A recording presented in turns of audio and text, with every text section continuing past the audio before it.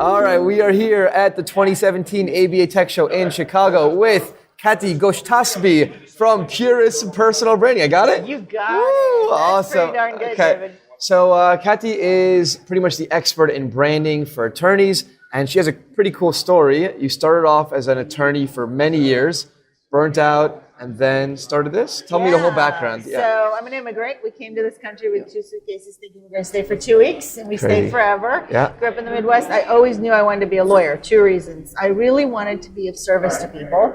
And I wrongly thought that maybe if I'm a lawyer as an immigrant, they'll love me more, which is everyone laughs. Because who loves lawyers more? Which actually leads to why I do what I do, because why don't people love lawyers more? But I practiced securities law for 14 years. I was a federal lobbyist. I was at the Securities Exchange Commission. I was at a major law firm. And I was That will burn you out. Burned me out. So it was the day that I had spent 15 hours drafting parts of a prospectus. Imagine you spent 15 hours on a Wednesday drafting parts of a prospectus. You go home, it's 9 o'clock at night, you open up your own mailbox, and there just so happens to be your own prospectus, and you reflexively throw it away. And that was my big aha moment that, oh my God, what if what I do for a living is no longer of service to people because it has no meaning or merit for me? There's plenty of fantastic lawyers who do what I do, but it just didn't mean much to me. So you got to do what you love. You got to do what you love, exactly. So I quit cold turkey 2 years before the recession. I left all that money on the table. Was that good timing for you or bad timing for you? It was actually great timing for me, but no one was reinventing themselves before the recession. No one was leaving jobs. Save, steady, stick it out. Everyone thought I was crazy. I thought I was crazy, David. I was pretty sure of it, but I was like, there's no going back. So I took a random community college class, and the caption said, what do Oprah, Bill Gates, and Warren Buffett have in common? And the answer said they're all practicing their natural talent. And I was like, sign me up, I got nothing to do, I'm retired. So I show up. How'd you know it was your natural talent? You learned from this course. Well, that's what I learned, exactly. So I show up, and it's taught by an ex-Harvard litigator. And I'm like, oh my God, I can't get away from these lawyers to save my life. They're everywhere. But his whole premise was, and he'd been teaching this for 25 years, 2 years before the recession, that you and I each have a natural talent, a strength. And if we do it every day, we're going to live longer and be happier. But if we turn it into a career, it's a no-fail because people can tell we're naturally good at it and they gravitate towards that. So here you're happy, you're energetic, you love what you do. Absolutely. Wait, so if you're, sorry to pause your story, so if you love what you do every day, you will live longer? Is that a... It's the theory, Really? Absolutely. I mean, how could you not? Because your contribution... your positive energy. You get up in the morning and you get going. You're excited, you're excited. It makes a difference. So I was like, I don't have one of those natural talents because I'm just a lawyer. I was like this. In the box. So pathetic. He spent 20 minutes of this class on me. Oh my God. He made you the case study. Because I was so pathetic. I really was. And he really made me see that. So I'm very left brain linear analytical. That's what made me a good lawyer. All about risk mitigation when I go into law firms. But it's very well balanced against my right creative brain. So that means I understand how to drive innovation. And I understand how people emotionally resonate with their audiences. And you didn't know any of this until this. I didn't know any of this. About yourself. Crazy. So I walked out of there. Before I walked out of there, he said to me, come over here. And so the class had been dismissed. He said, you got to do this for your fellow lawyers. And I said, do what? He said, you'll figure this out. So I walked out of there. I called, this is like over a decade ago, I called the business personal branding because I did not know what else to call it. And frankly, I would never have called it that if I'd known it was going to become such an abused term. Like everything's about brand. But the business grew, like he said. Well, why Puris? What the word Puris? Puris is a made-up name. So as a lawyer... Pure... So yes, exactly. So I was going with this notion that everyone needs an authentic, genuine version of themselves to sell themselves well and to sell their business well. And I knew as a lawyer, for intellectual property reasons, if I had a fake name, it was way easier to copyright and protect. So Puris just made sense to me. It's pure. So it's a good question. You know, it's funny. A lot of attorneys, like, you know, they seem like very stiff and, you know, they want to be professional, which is okay for certain types of people. But like you were saying, I did a webinar last week with someone, and he was like, I do Facebook Live when I'm jogging, when I have an idea for my clients. And, you know, I don't care to do a webinar with you in my t-shirt. This is who I am. And people need to know this is who they're hiring. I'm a normal guy. And, you know, you have to be more human to your customers. Absolutely. So brand development in my world is aligning who you are as a person with what you do as a lawyer, and then how you do it.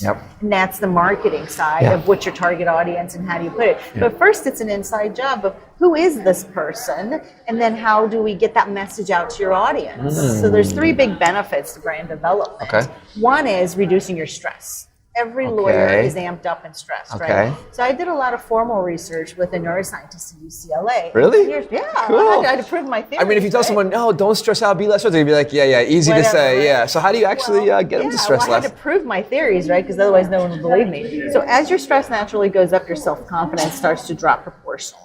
Okay. And when that happens, your brand value diminishes, meaning you don't resonate emotionally with your audience anymore. So we're always working on getting lawyers stressed down so their self-confidence naturally goes up. The second benefit is we figure out what your real strengths are. What are you really, really good at? So we can take that and we can utilize that within your practice to get people to resonate with you. And the third benefit then is, how are we going to get you to let yourself shine and self-promote yourself well? Because otherwise people don't do that. Right.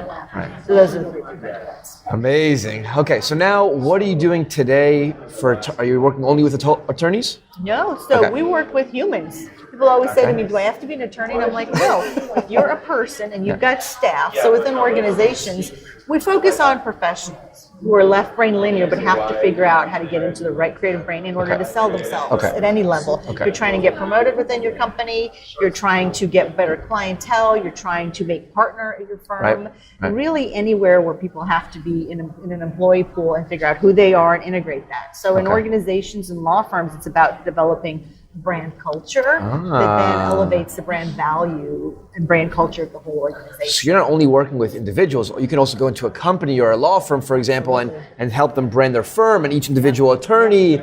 People always say, well, what's the difference? I'm like, well, your brand value and who you are carries over into the brand of the organization and the firm. It's one and the same. So when we go rebrand a firm or brand and develop the brand culture of a company, you have to start with the individual employees because that's what's showing up. Here we are at TECHSHOW. Who's showing up? You're showing up representing PracticePanther. The core of the company, the That's people. what I see. The people, That's what I associate with PracticePanther for good or for bad, right? And so we want to make sure everything's aligned. And so adoption rates go up within organizations and law firms, like people buy in, morale goes up, learning agility goes up, people really understand how they fit in. And guess what? If they don't fit in, they opt to leave on their own and develop a new career or find their new path without management having to figure that out for them and hire and fire and all that stuff. So it's like a win-win across the board. Awesome. So I know that you publish a book with the ABA and then you self-publish another book. What are the two books about? What are the topics? So and where can people buy them? Amazon, with the ABA? You can buy them on the ABA website or Amazon, or you can go through our website and it links directly through. What's your website? www.purispersonalbranding.com. Puris, personalbranding.com. Okay, so what are the books about? So the books are Personal Branding in 1 Hour for Lawyers through the ABA. Cool. And so the premise is everything can be a really, we explain it in an hour version so that you understand what the main moving parts are. Right. And the other book is Personal Branding for Non-Lawyers. Okay. So you do really have those two big markets. Yes, we really do. And we work with artists too, musicians and artists. And people are like, what? Those are some, Those are tough because they have really strong brands they want to push. Because from their music and the clothing they wear, everything. Do you have any tips and advice for attorneys on dress code or certain colors? Is that a thing? So, that's part of the program. Everything we do is a marathon, not a sprint. We can't develop a brand in like 2 months. Overnight, right. But, part of the curriculum is the visual brand. How are you showing up? So you're a tech show here with all these people, right? How are you going to make sure your own distinct person stands out? Yeah. So it's not going to be with wearing the same color that everybody else is wearing. Yeah, blue. But it's also there you go. But it's also got to be about who you are and being authentic to who you are. So people say, like there's an article out today about Mark Zuckerberg and wearing the same thing every day. Yeah. I don't know about that. So, in brand development, it's about clarity. Steve Jobs was the same. I know. Yeah, the turtleneck. But, they had a whole different other resonance. I don't think they cared. They don't care. As a billionaire, I feel like you could do whatever you wear whatever you want. It doesn't matter anymore. So I'm not sure it's great advice for everybody, but okay. Yeah. So brand development, there are 2 C's, clarity and consistency. Okay. So are you clear about who you are? So the definition of branding is unearthing what's unique about you. Okay. And that's about clarity, right?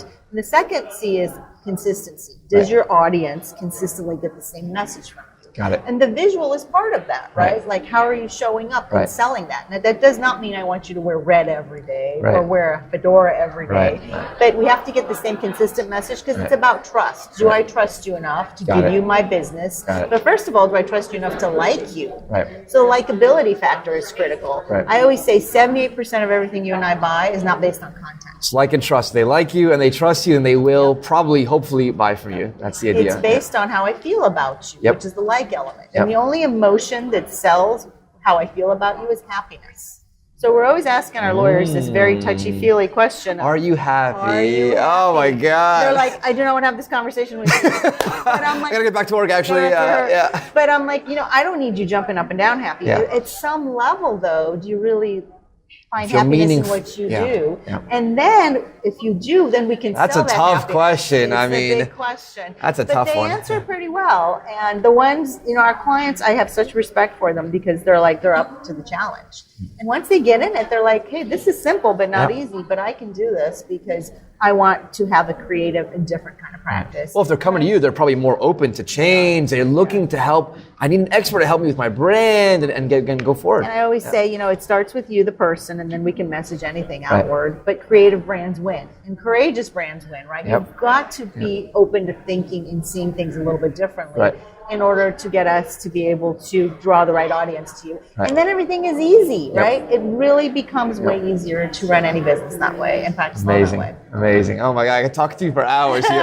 I know. And you guys really implement a lot of what we teach, just naturally, and you can see that. We have to keep helping attorneys learn how to brand themselves better and be happier with their jobs. And then they can utilize any kind of equipment, software, whatever, better because they're mentally aware of what they need and how to get help, frankly, and how to utilize things well. Awesome. To grow the practice. Any last words for attorneys out there on branding? Oh, don't give up. Don't assume that you have to do it alone. And it's not that big of an undertaking. It just requires you looking inward, which sometimes feels very painful. But all I'm asking you to do is try it on like a coat. If you don't like it, take it off. But at least you tried something creative and different. And it really gets you out into the limelight. And it makes you a way better lawyer. And it makes you able to attract the right opportunities way easier than you would have ever thought. Amazing. So, give it a try. Katy, thank you so much. Thank you for being having me. here at the ABA Tech Show 2017. Join us next year. Thank you, guys.